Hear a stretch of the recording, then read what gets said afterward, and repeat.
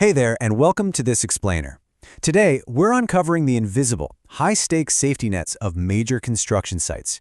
You know, every time you walk past a massive building going up, there's this incredibly complex system of physical and administrative barriers working behind the scenes, literally keeping everyone alive. Today, we're unpacking the rigorous protocols surrounding one of the absolute most dangerous hazards in construction: open holes and leading edges. Okay, let's kick things off with a terrifying true story straight out of a construction safety briefing. Just imagine a worker walking across a floor under construction. He steps on what looks like a totally secure piece of plywood covering a gap, maybe 24 to 30 inches wide. But here's the thing. The cover wasn't a single solid sheet. It was two half pieces of plywood cut into a circle and just screwed together with a 2x4 underneath. He stepped on it, the makeshift cover split right open, and he fell. He was incredibly lucky, honestly. He managed to catch himself by his arms before plummeting down an 8-foot drop. It is a chilling reminder that in this industry, a single corner-cutting moment can literally be the difference between life and death. So that close call really brings us to our core topic today, defining exactly what constitutes an open hole hazard and why a lack of rigorous controls can be fatal. According to the safety standards we're looking at, an open hole hazard isn't just some massive drop-off at the edge of a building. It's defined as any opening where a worker can partially or fully fall through. Plus, anytime you remove or modify existing guardrails, you instantly create what's known as a leading edge. And both of these scenarios, they require immediate, absolutely non-negotiable safety controls. Now get this, the threshold for what's considered dangerous? It is tiny. You might think an open hole hazard only matters if, say, a human foot can actually fit through it. But technically, a hazard starts at just 2 inches in any one dimension. Why? Because while a person obviously can't fall through a 2-inch gap, a heavy wrench or a piece of scaffolding hardware absolutely can. And to a worker standing on a lower level, a tool falling from 50 feet up is just as deadly as a falling person. So yeah, even those tiny holes have to be covered and secured immediately. So, as the danger scales up, so does the red tape, right? The safety protocols categorize these holes to determine exactly what kind of response is needed. On one side, we've got a Type 2 open hole. This is a gap larger than 2 inches, but 18 inches or less in diameter. It doesn't require a formal permit, but make no mistake, it still absolutely must be covered and secured. On the other side, we step into the heavy-duty regulations.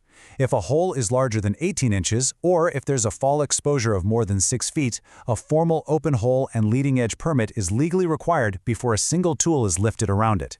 And look, covering these holes isn't just tossing some scrap wood over a gap and calling it a day. It is serious engineering.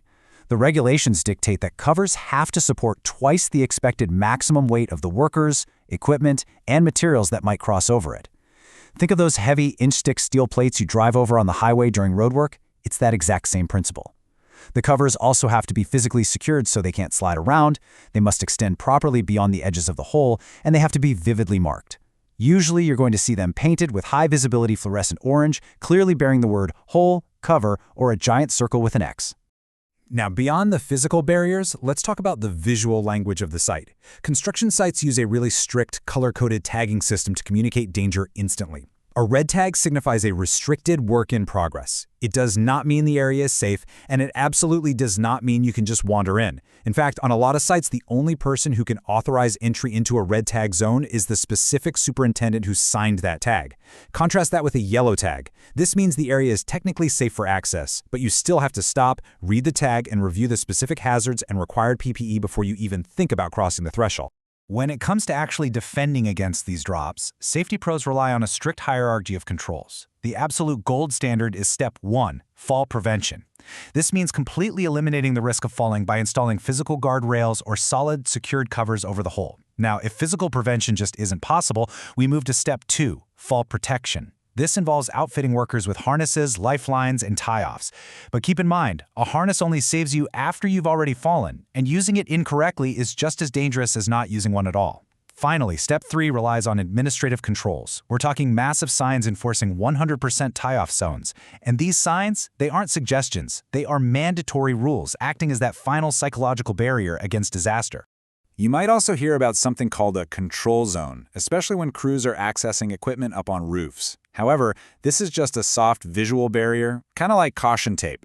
The absolutely critical rule here is that a control zone must be a minimum of 6 feet away from all edges. It is never, under any circumstances, a workaround or a substitute for barricading an actual open hole or an active leading edge. If there's a hole right where you need to work, you can't just throw up some tape and call it safe. Section 1. The Life-Saving Permit Process, guided by HSEOP 0420. This chain of command is absolutely rigorous, and for good reason. It forces multiple layers of leadership to physically verify that guardrails, barricades, and tie-offs are perfectly in place before a hazard is even legally allowed to be created. Step 1.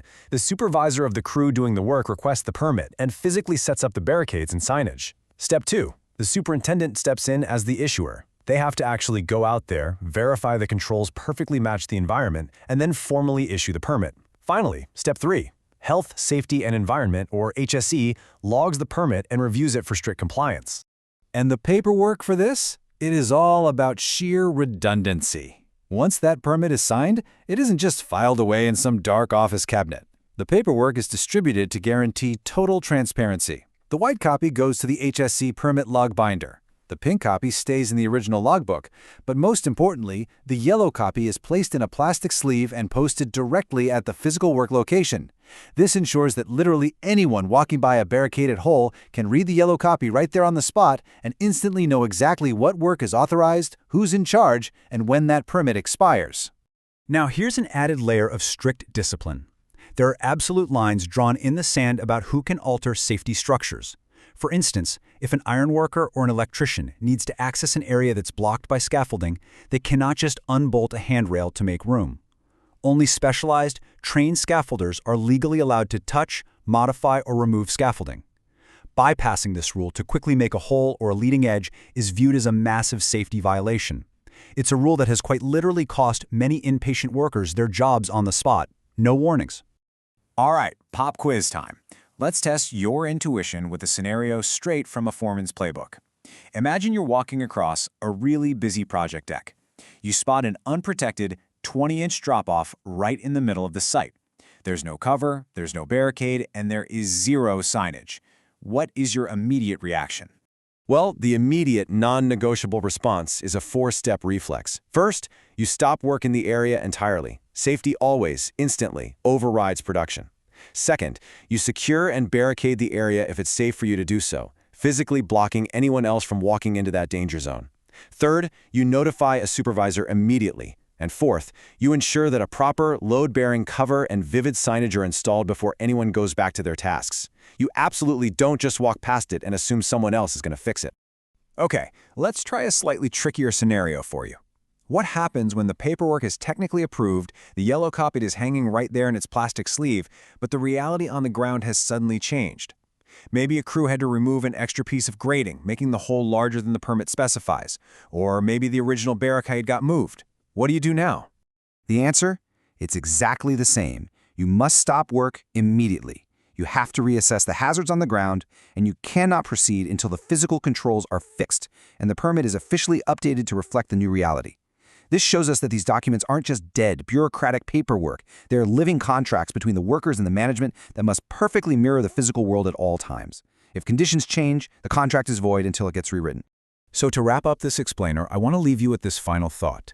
The next time you pass a massive construction site, look up at those exposed floors and the heavy machinery. Consider the incredible, invisible layers of protection, the bright orange paint, the redundant permit copies, the load-bearing engineering of a simple piece of wood, and that strict hierarchy of controls, all working together silently to keep everyone alive. It really makes you wonder, doesn't it? How many other unseen, highly engineered safety nets do we walk past in our everyday lives without ever noticing? Keep questioning, keep learning, and thank you so much for joining me to explore the vital mechanics of construction safety.